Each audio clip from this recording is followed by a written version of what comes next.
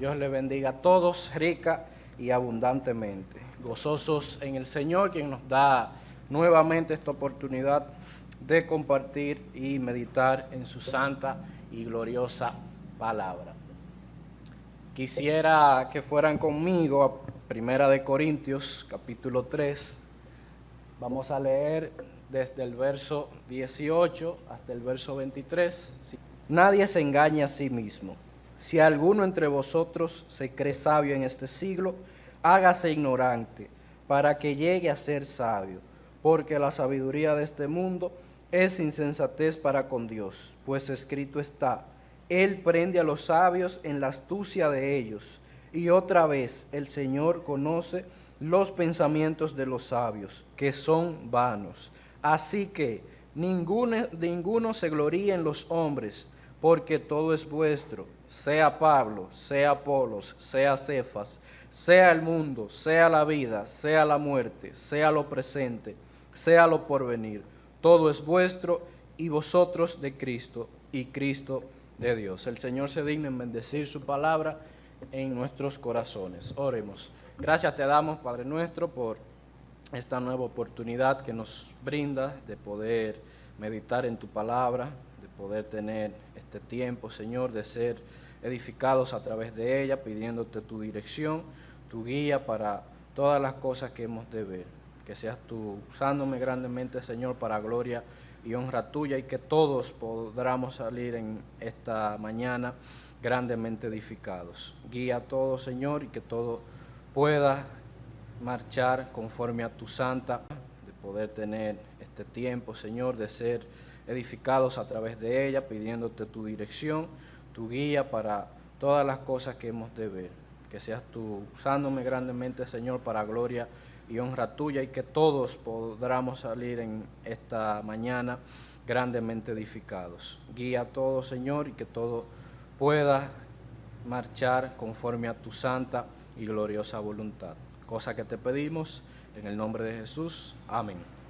Las últimas dos intervenciones que tuve, nosotros pudimos iniciar el estudio de este capítulo 3 de Primera de Corintios. Y ahí vimos diversos temas que son de gran importancia y de gran vitalidad para nosotros como iglesia. Ahí veíamos temas como la inmadurez espiritual, como nuestra responsabilidad en la obra, y de igual manera veíamos el mismo nivel de igualdad que tienen todos los siervos y colaboradores de Dios.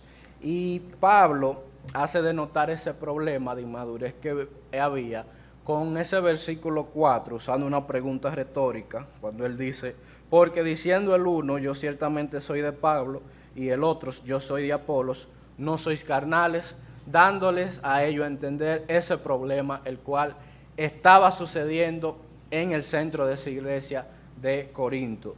De igual manera, en el verso 5, para hacerles entender en el error que estaban y que no tenía lógica esas contradicciones que estaban surgiendo dentro de la iglesia, le dice: ¿qué pues es Pablo y qué es Apolos? Servidores por medio de los cuales habéis creído, y eso según lo que a cada uno concedió el Señor. Esos dos versos nos ayudan a entender esa problemática central y una de las cosas que Pablo utiliza para que fuese solucionado. De igual manera, luego estuvimos viendo los versos del 9 al 17, y aquí se presentan temas como el tribunal de Cristo, y de igual manera nuestro comportamiento como iglesia de Dios y como templo de Dios. Todas estas divisiones que habían surgido estaban presentando una situación que Pablo quería corregir, y es que la gloria, el protagonismo y el centro se estaba poniendo en líderes y se había quitado de quien en realidad merece ese centro y esa atención de todo, que es nuestro Dios. Hoy, en la voluntad de Dios, concluiremos el capítulo, una página anterior por favor, el capítulo número 3, con el título La verdadera sabiduría. Nadie se engaña a sí mismo. Si alguno entre vosotros se cree sabio en este siglo, hágase ignorante, para que llegue a ser sabio. Para analizar este verso, hay dos conceptos que nosotros debemos tener de manera clara y pensarlos, que son el concepto del autoengaño y de igual manera de la humildad. Que aunque no expresamente está escrito autoengaño o humildad, esas ideas nos dan a denotar estos dos conceptos. Cuando nosotros hablamos de autoengaño, es ese hecho de uno querer engañarse a sí mismo, de uno saber cuál es la realidad y cómo deben ser las cosas, y yo querer tener otro concepto de otras cosas, de esas cosas, otro tipo de realidad, engañándome a mí mismo. De igual manera, el concepto de humildad, donde la Biblia está repleta de este concepto y se mantiene hablándonos de lo que es la humildad. Aquí mismo en este capítulo 3, en el verso 10, Pablo dice: conforme a la gracia de Dios que me ha sido dada, yo como perito arquitecto puse el fundamento y otro edifica encima, pero cada uno mire cómo sobreedifica. Con esa palabra, conforme a la gracia de Dios que me ha sido dada, Él está mostrando esa característica de humildad que todo siervo de Dios necesita para cumplir su obra y para darle la gloria que Él merece. De igual manera, Santiago capítulo 4, verso 6, nos dice de la siguiente manera: pero Él da mayor gracia, por esto dice, Dios resiste a los soberbios y da gracia a los humildes. También en el Antiguo Testamento, en Proverbios 16, 18, poniendo el antónimo de la humildad, nos dice que después del orgullo viene la caída. Y la falta de humildad, queridos hermanos, es orgullo. Y esto afecta directamente tanto nuestra relación con Dios como también nuestra relación con los demás. Así que para entender esto, estos dos conceptos deben estar de manera clara en nosotros. Entonces nos dice el verso 18, repitiendo: si alguno entre vosotros se cree sabio en este siglo, hágase ignorante, por lo cual necesita un acto de humildad para que llegue a ser sabio. En esta parte es una exhortación que tratando de utilizar esa sabiduría humana, querían trabajar en la obra y querían llevar a esa iglesia de Dios por un camino errado. Muchas veces hay comentarios que lo ponen como que era una exhortación a que esos maestros que con su sabiduría humana creían que podían trastornar esa iglesia, debían abandonar eso y venir a los pies del Señor. Y esta es la exhortación y el mandato que se les da a ellos. En resumen, el versículo 18 nos está resumiendo y nos está advirtiendo que nuestra sabiduría debe estar basada en Jesucristo y en el poder de Dios, que es la fuente de todo, y no en la elocuencia o sabiduría humana, la cual es vana y es pasajera, como todos nosotros sabemos. Siguiente verso, verso 19.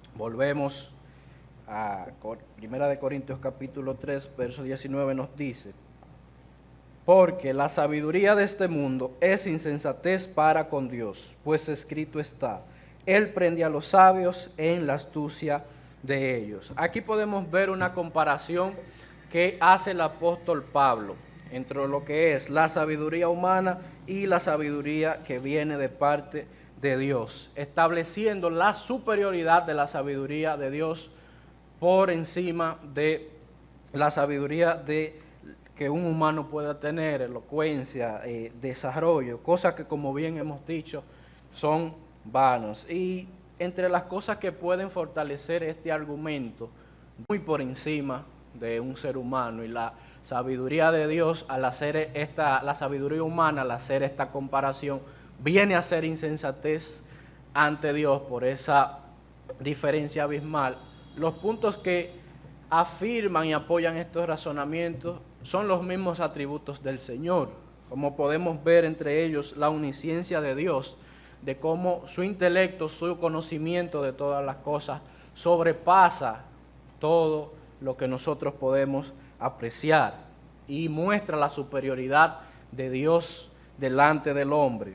El segundo aspecto y dentro de los atributos es su amor, el cual, como bien sabemos, sobrepasa todo entendimiento y va más allá de todas las cosas. Cuando bien sabemos que, comparándolo con el amor humano es demasiado condicional, o sea, depende de muchas cosas. Y hoy yo puedo amarte y mañana no, mientras que ese atributo del amor de Dios va mucho más allá y no se basa en la condición de nosotros como pecadores. El tercer aspecto es que nuestro Dios es justo, y bien sabemos que hasta los mejores sistemas de justicia humano fallan y tienen debilidades, pero la justicia de Dios es más allá que esto. Y ahí vamos y continuamos comparando esa superioridad que tiene el Señor en cuanto a sus atributos. También sabemos que nuestro Dios es santo, a diferencia de nosotros que tenemos naturaleza de pecado. Nuestro Dios es omnipotente, que tiene el poder de hacer todas las cosas, mientras que nuestras fuerzas como personas son totalmente limitadas. Estas características y atributos muestran y avalan lo que el autor aquí expresa, que la sabiduría de Dios sobrepasa la humana. Otro punto importante es el de la salvación. Nosotros como personas no tenemos la capacidad de poder obtener la salvación por nosotros mismos, ni ser limpios de pecado por cosas que podamos hacer. La salvación, el perdón de pecados, solo pueden venir del Señor y es por su gracia. En estos versos que Pablo nos expresa, usa a Job 5:13, donde dice de la siguiente manera, que Dios prende a los sabios en la astucia de ellos. O sea, Dios puede trastornar los planes del ser humano, mientras en cambio el ser humano no puede trastornar los planes de Dios. Y esto sigue mostrando esa diferencia abismal que existe. ¿Qué nosotros debemos aplicar al ver esto y al estudiar este versículo? Bueno, que nunca se nos puede olvidar esto, que así como son tan altos los cielos de la tierra, así son los pensamientos del Señor, como dice su palabra, más alto que nuestros pensamientos. Que este verso nos ayude a aplicar dos cosas: la humildad que viene mencionándose desde el verso número 10 y el reconocimiento de que nuestras capacidades son limitadas y para todas las cosas que hacemos en la obra del Señor necesitamos su dirección. Cosas que hacemos en la obra del Señor necesitamos su dirección y necesitamos su ayuda siempre. Pasamos al verso número 20. Nos dice de la siguiente manera: y otra vez, el Señor conoce los pensamientos de los sabios, que son vanos. Al yo leer esto que nos dice, los pensamientos de los sabios son vanos, de una vez lo correlaciono con Eclesiastés, cuando nos dice vanidad de vanidades, todo es vanidad. Y quiero que comparemos este verso con unos versículos en Salmos, donde nos aclara y nos explica eso que el autor está diciendo, eso que Pablo nos dice en esta parte del verso 20, que el Señor conoce los pensamientos de los sabios, que son vanos. Para ver esto vamos a Salmos capítulo 94.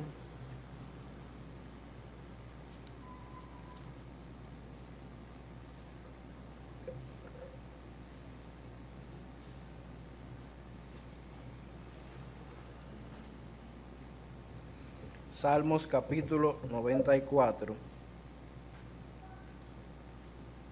Vamos a leer desde su verso número 8.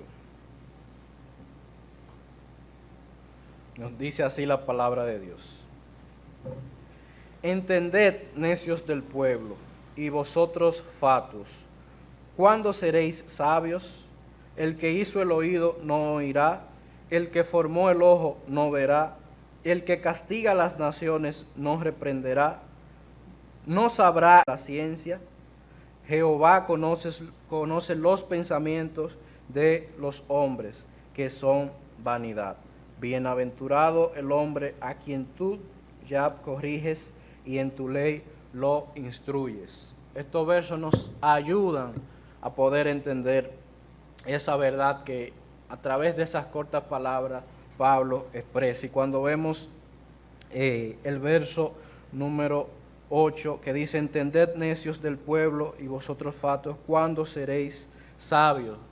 Dando a entender de que nosotros no tenemos la capacidad de lograr esa sabiduría que Dios solo puede dar por la fuerza que nosotros podamos tener, y nos llama necios. De igual manera el verso 9: el que hizo el oído no oirá, el que formó el ojo no verá. Y aquí está haciendo ese tipo de preguntas de manera retórica que tienen sus propias respuestas, y sigue mostrando esa superioridad del Señor en cuanto a sabiduría, en cuanto a poder y en cuanto a control de todas las cosas.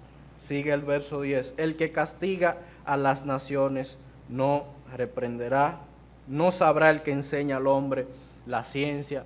Nos sigue poniendo al Señor y su sabiduría por encima de nosotros. Jehová conoce los pensamientos de los hombres, que son vanidad. Y ese verso 11 ahí conecta con ese verso 20 que estamos viendo. Y cuando nosotros consideramos eso, ¿por qué el Señor dice que conoce los pensamientos de los hombres y dice que son vanidad? Cuando hablamos de la palabra vanidad, sabemos que es algo que es pasajero, algo que puede estar hoy y mañana no está. Y nosotros sabemos que la sabiduría de los hombres es de esa manera. Pues hoy nosotros podemos tener conocimiento de algo, pero ese es un conocimiento que cuando nosotros partamos de esta tierra, ahí quedó. De igual manera vemos como los conocimientos, hoy sabemos una cosa, pero ya mañana eso se tiene que mantener actualizado. Yo veía en las redes sociales un mensaje un tanto jocoso que decía de la siguiente manera: era una discusión entre un ateo y un creyente, y el ateo le decía que cómo él puede creer en la palabra de Dios y no cree en los libros de ciencias, en las cosas, en esos conocimientos, en lo que el hombre va descubriendo. Y a modo de risa, el cristiano le responde: bueno, por lo menos la palabra de Dios es perfecta y es duradera, nunca cambia, pero esos libros de ciencia que tú me corriges a mí, a cada rato hay que estar haciéndole una mejora o hay que estar haciéndole un upgrade. O sea, dándole a entender de que la palabra de Dios está por encima, y la sabiduría del Señor mostrada en ella, que cualquier conocimiento que un ser humano puede tener. Sigue con el verso número 12, bienaventurado el hombre a quien tú ya corriges y en tu ley lo instruyes. Ciertamente ese versículo nos da de notar que quien anda correctamente y quien quiere ser verdaderamente sabio debe tener en sí el temor del Señor. Como nos dice sabio, debe tener en sí el temor del Señor. Como nos dice bien Proverbios, que la sabiduría, el principio de la sabiduría es el temor de Jehová. Y si nosotros queremos ser sabios, queridos hermanos, si queremos cumplir nuestra obra, queremos llevar a cabo las cosas que tenemos por delante y que tenemos que cumplir en nuestro servicio al Señor, necesitamos su sabiduría. Si aún tiene el porqué, aquí están las respuestas. Y la palabra afirma esa superioridad de la sabiduría de Dios sobre la sabiduría humana. La guía e instrucción divina es mucho mejor que la humana, pues como bien decía, es vana. Tiene la sabiduría humana un fin, es pasajera, mientras que la sabiduría de Dios es eterna, así como Él es. Nosotros, queridos hermanos, debemos tener mucho cuidado, porque la sabiduría humana puede lucir agradable, puede lucir bonita, cuando una persona se expresa, cuando una persona tiene conocimiento de muchas áreas, son cosas que nos impresionan, pero debe quedar claro que estas cosas son vanidades, que debemos buscar siempre la dirección del Señor. Asegurémonos de no exaltar la elocuencia y la capacidad humana, más bien exaltemos la magnificencia y esa gran dirección y poder de nuestro Dios. Volvemos a Primera de Corintios capítulo 3, luego de haber visto ese análisis en Salmos, y vamos al verso 21. Bien, nos dice así la palabra de Dios. Así que ninguno se gloríe en los hombres, porque todo es vuestro. Ya en este verso 21 empieza a entrar en la conclusión de ese capítulo. Luego de haber narrado cada uno de esos problemas y poniendo un argumento, buscando su solución, aquí va tratando ya de hacer hincapié en el punto general y en el problema central que se estaba dando en esa iglesia de los Corintios. Y va entrando ya en conclusiones finales. Y eso tiene una correlación con lo que se viene diciendo desde el versículo 1 y lo que Pablo quiere dejar claro en la mente de todos y cada uno de ellos. Y lo que le quiere seguir diciendo es que esas divisiones no tienen sentido. Nosotros no nos podemos gloriar en los hombres. Nosotros no podemos estar con eso, sí, con este yo me identifico, con aquel no me identifico. No, porque no es correcto. Con eso afirma ese argumento y esa exhortación de que ninguno se gloríe en los hombres. Y yo quiero hacer una pausa en esa parte. No quiero que se malentienda a que nosotros no vamos a reconocer y no vamos a valorar, los grandes hombres y mujeres que el Señor pone al servicio de su obra, porque debemos reconocer eso y debemos darle muchas gracias al Señor por esas personas que tenemos y esas personas que ayudan a que la obra del Señor se siga desarrollando y las cosas del Señor sigan en pie. Pero debemos reconocer eso apuntando a honrar y glorificar el nombre del Señor Jesucristo, a no pensar, excelente desempeño tú tienes. No, ese excelente desempeño lo reconocemos, entonces eso debe llevarnos a glorificar el nombre de Dios por la vida de ese hermano, de ese líder, de ese anciano que está en nosotros y agradecerle grandemente por él. Y siguiendo con el verso 21, lo que nos dice, porque todo es vuestro, dando la idea de que los grandes siervos de Dios pertenecen todos a su obra, a la iglesia. O sea, no podemos jactarnos de que yo pertenezco a este grupo o que no, yo pertenezco a aquel grupo, no, porque todos esos colaboradores, todas esas personas que Dios pone en servicio de su obra, son nuestros, son para edificación nuestra, son para que podamos glorificar más al Señor, son para servirnos de ejemplo, para ser mejores para nuestro Dios. Así que no hay por qué jactarnos de eso, y eso es lo que Pablo quiere dejar claro en ellos. No nos gloriemos en los hombres, vuelvo y repito, sobresaltándolos y alabándolos, sino tengamos claro de que los grandes obreros del Señor pertenecen a la misma causa y a la misma obra. Más bien, como decía, debemos darle gracias al Señor por eso, por nuestros pastores, nuestros líderes, nuestros maestros, nuestros obreros que Dios nos ha dado y nos ha permitido tener. Y debemos valorar eso grandemente.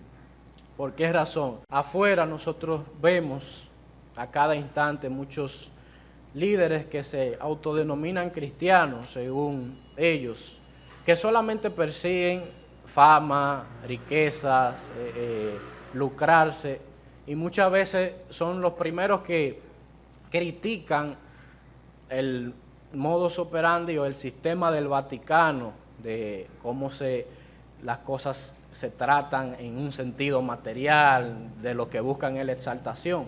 Lo critican, pero muchos de esos líderes siguen estas cosas materiales, no buscan un crecimiento de la obra del Señor, no buscan una edificación de su iglesia, no buscan una mejora constante de la grey, una mejora constante de sus ovejas, sino que buscan enriquecerse, buscan ser exaltados, buscan ser famosos, ser reconocidos por los demás. Y nosotros tanto en redes, tanto en televisión, en muchos sitios vemos cómo esto sucede. Así que aquí como congregación nosotros debemos darle gracias al Señor por los líderes, ancianos y colaboradores que ha puesto a nuestra edificación y que ha puesto para nuestra ayuda, porque nos han ayudado a crecer, nos han ayudado a mantenernos firmes, nos han ayudado a crecer en una doctrina sana y nos han ayudado a seguir siempre apegados a la palabra de Dios, tanto con su ejemplo y de igual manera con la instrucción de todos y cada uno de ellos. Así que vuelvo y repito, como dice Pablo, no hay por qué jactarse ni crear divisiones, sino más bien debemos agradecer al Señor y darle gloria, porque nos da esto, porque como Él bien dice, todo es vuestro. Seguimos con el verso número 22. Nos dice así la palabra de Dios: sea Pablo, sea Apolos, sea Cefas, sea el mundo, sea la vida, sea la muerte, sea lo presente, sea lo porvenir, todo es vuestro. Aquí nos muestra una lista de cosas que tenemos como iglesia de Dios.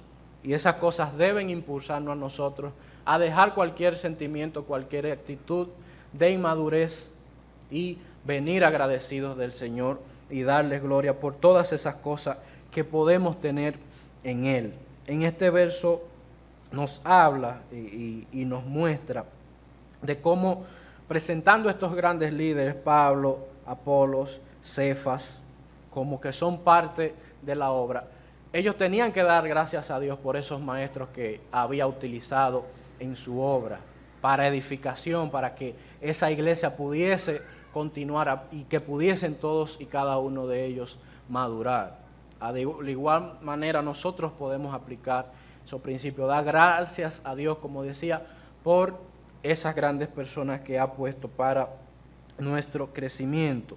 Habla de la vida, y no habla de la vida solamente en el plano material o terrenal, habla de la vida en su plenitud total, de cómo también en el Señor Jesucristo nosotros tenemos una vida plena, una vida verdadera, una vida que no empieza hoy y se acabará el día que partamos de este mundo, sino que por su gracia es una vida que empezó pero que es eterna, no son 100 años, 200, 150, es una vida plena y una vida eterna, y eso debe llevarnos a agradecer al Señor y a tener una actitud delante de Él que pueda honrarlo. De igual manera nos habla de la muerte, y cuando pensamos en la muerte para la mayoría de personas es algo aterrador, es algo que lo pone a pensar, es algo que le da miedo, y a veces las personas prefieren no pensar en eso, ponerse una máscara, una venda para ver las cosas de este lado, no de aquel lado. Pero nosotros como creyentes, y es algo que lo hemos obtenido por el Señor, por su gracia, no tenemos ese terror a la muerte, sino más bien, como el mismo Pablo expresa, la muerte representa para nosotros como creyentes ganancia, pues la muerte física no representa esa muerte eterna, porque en el Señor tenemos vida eterna y debemos agradecer al Señor por estas cosas. Y si hay algún amigo que está aquí presente o nos está escuchando, que sabe que en algún punto de su vida o cuando piensa en esto, lo que viene a la cabeza suya es incertidumbre, es miedo. Quiero hacerle la invitación de que esa incertidumbre y ese miedo a la muerte terrenal pueden acabarse, y pueden acabarse si entregas tu vida al Señor Jesucristo y puedas gozar de esas cosas que como creyentes tenemos, que la muerte no representa terror, no representa temor para nosotros, porque tenemos una vida plena y una vida verdadera. Y al analizar esto, hermanos, debe llenarnos de gozo y debe impulsarnos a tener una conducta correcta y que honre el nombre de nuestro Señor. La muerte para el creyente, como bien expreso, es ganancia, que ahí tendremos la oportunidad de estar en su santa presencia. Este verso 22 recuerda las grandes cosas que podemos tener en Cristo, como son la vida eterna y plena, como son la esperanza, donde este mundo no ofrece ningún tipo de esperanza, porque algo que no es para siempre y que en cualquier momento se puede ir, no te puede ofrecer ningún tipo de esperanza. De igual manera, esa seguridad que tenemos en el Señor, y también lo comparamos con la esperanza. Un mundo pasajero no nos puede dar seguridad de ningún tipo, pero en el Señor tenemos esa seguridad, lo cual nunca se nos puede borrar de nuestra mente, por lo que todo esto debe llevarnos a una actitud madura, diferente a como vemos que tenían los corintios, como iglesia madura y de mucho agradecimiento al Señor, al recordar las tantas cosas que el Señor en su gracia nos ha dado. Y esto nos debe ayudar a tener ese tipo de actitud. No nos llenemos de orgullo, sintiéndonos más capacitados por los dones, por las capacidades que tal vez podemos tener. Más bien que todo eso nos ayude a ser más humildes y glorificar y honrar el nombre de nuestro Dios. Que no se olvides nunca estas grandes cosas que tenemos. Nunca debemos de dejar de pensar en esas grandes cosas que tenemos en el Señor. A veces pueden resultar cliché mencionarlas, pero nunca pueden resultar cliché. Cada vez que mencionamos las grandes bendiciones espirituales que tenemos en el Señor, se debe llenarnos de impulso, de gozo y de ánimo y de agradecimiento a Él. Dios ha dado a la iglesia grandes líderes para que trabajen por su mies, y de igual manera nos ha dado vida eterna, nos ha dado seguridad, nos ha dado esperanza. Seamos agradecidos con Él y asumamos un comportamiento digno de nuestro Señor. Verso 23. Nos dice así la palabra de Dios.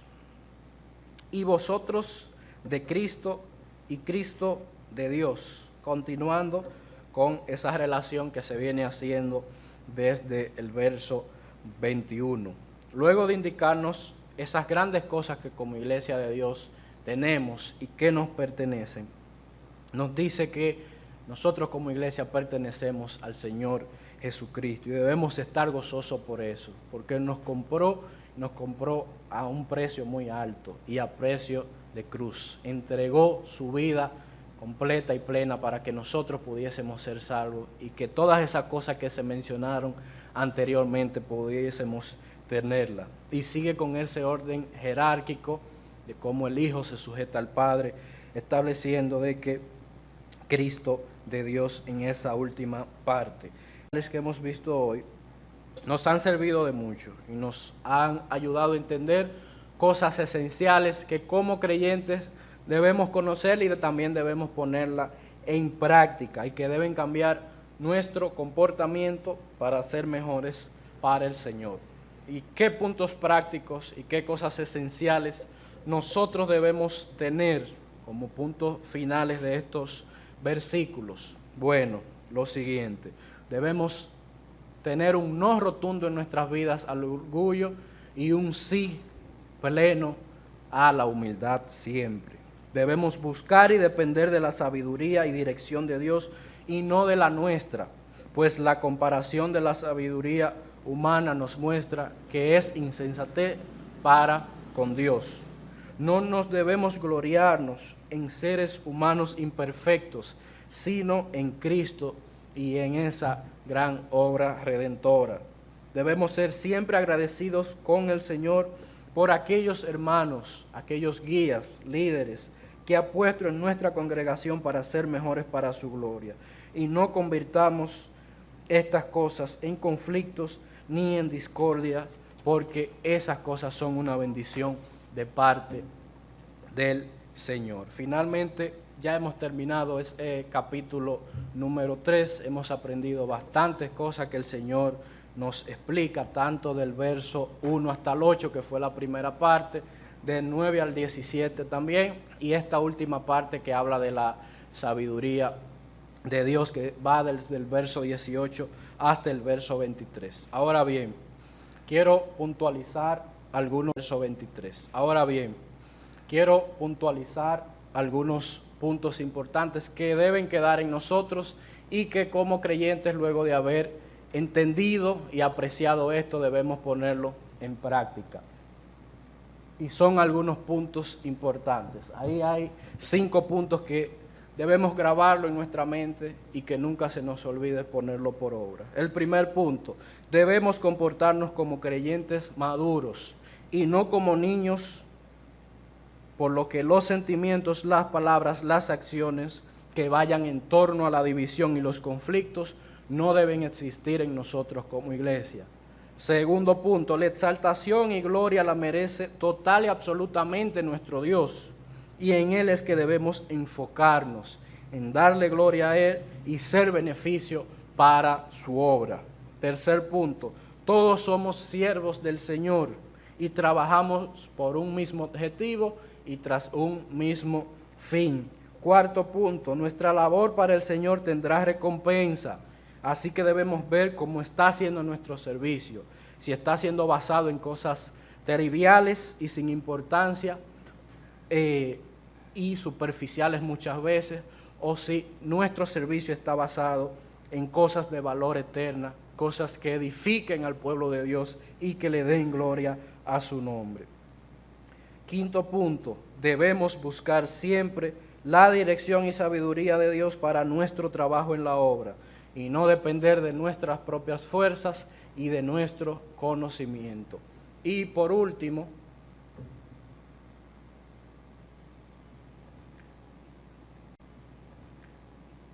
termino con esta parte, debemos guardar estas enseñanzas que la palabra de Dios nos ha mostrado en nuestras mentes, en nuestros corazones, y al momento de nosotros pensar, al momento de nosotros actuar, al momento de nosotros hablar, sea teniendo todas esas enseñanzas adquiridas a través de ese capítulo 3 de Primera de Corintios. Y si hay algún amigo que nos esté visitando, que de igual manera nos esté escuchando, ese Cristo por el cual nosotros como creyentes tratamos de ser mejores cada día, tratamos de darle gloria a su nombre, ese Cristo hoy a través de Él tienes la oportunidad de gozar de esas grandes bendiciones que decíamos anteriormente, de esa seguridad, de esa paz, de esa vida eterna, de ese perdón de pecados, de esa justificación delante de Dios.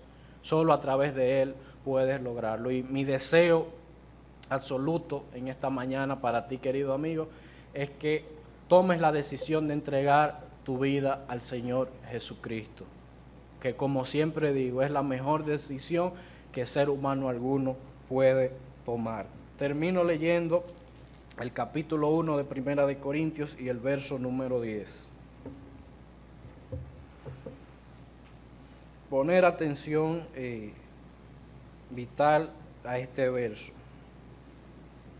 Os ruego pues, hermanos, por el nombre de nuestro Señor Jesucristo, que habléis todos una misma cosa, y que no haya entre vosotros divisiones, sino que estéis perfectamente en una misma mente y en un mismo parecer. El Señor les bendiga. Oremos. Gracias te damos, Señor, por este tiempo. Gracias, Señor, por tu gloriosa y santa palabra, por esas grandes exhortaciones y enseñanzas que tú nos das en ella.